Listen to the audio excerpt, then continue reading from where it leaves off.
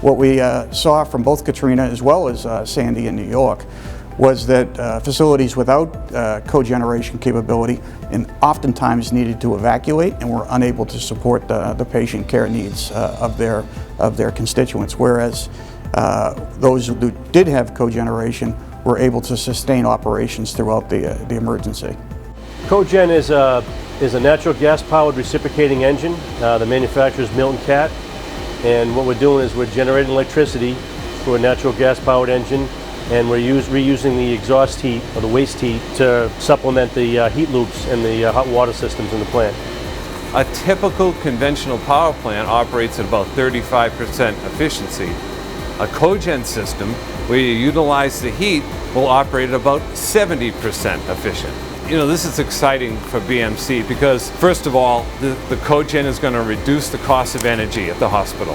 And that's going to allow the hospital to direct money towards clinical programs and patient care rather than utility bills. It's very exciting for the hospital. It's very exciting for myself. It's been a huge undertaking. It's put us over and above a lot of people in a lot of local communities. It's a big plus for the community in Boston that we will have this available to them. The CoGen is about the size of a tractor trailer physically. It's a 2-megawatt machine. We were able to put it on the roof of the building utilizing a crane. It's actually located right in the middle of Mass Ave on the roof of our Yawkey building.